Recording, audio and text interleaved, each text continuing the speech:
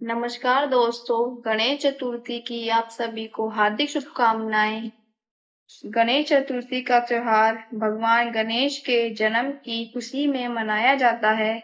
माना जाता है कि भगवान गणेश का जन्म भादो शुक्ल पक्ष की चतुर्थी तिथि को हुआ था।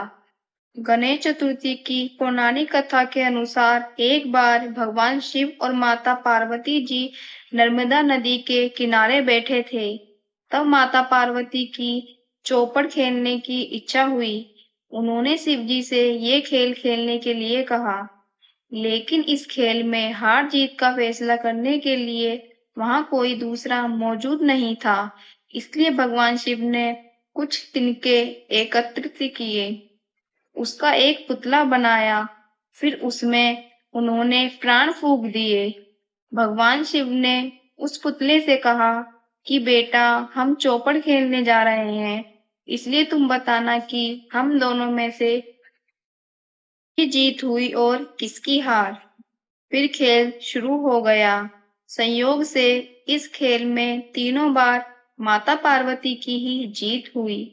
खेल खत्म होने के बाद उस बालक से हार जीत का फैसला करने के लिए कहा गया, तो उस बालक ने पार्वती माता की जगह महादेव को विजयी बताया।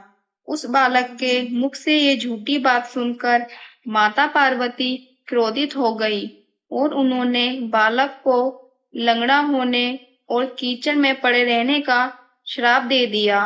बालक ने माता पार्वती से कहा कि माता, मुझसे अज्ञानतावश ऐसा हुआ है। बालक द्वारा क्षमा याचना करने पर माता का दिल पिघल गया। उन्होंने कहा, अब ये श्राप तो वापस नहीं हो सकता, लेकिन मैं इसका उपाय तुम्हें बताती हूँ। यहाँ गणेश पूजन के लिए नाग कन्याएं आएंगी। उनके कहे अनुसार तुम विधि विधान गणेश व्रत करो। ऐसा करने से तुम्हारे कष्ट अवश्य दूर होंगे।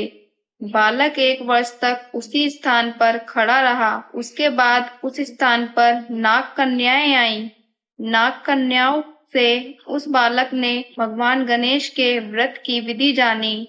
इसके बाद उसने 21 दिन लगातार गणेश जी का व्रत किया, जिसके परिणाम स्वरूप गणेश जी उससे प्रसन्न हुए और उन्होंने उस बालक को दर्शन देकर मनचाहा वर मांगने के लिए कहा। तब बालक ने कहा, हे विनायक भगवान, मुझे इतनी शक्ति दो कि मैं अपने पैरों से चलकर कैलाश पर्वत पर जा सकूं। भगवान गणेश से वरदान पाकर वह बालक कैलाश पर्वत पर पहुंचा और उसने अपनी कथा भगवान शिव को सुनाई। उस समय माता पार्वती शिव जी से नाराज चल रही थी।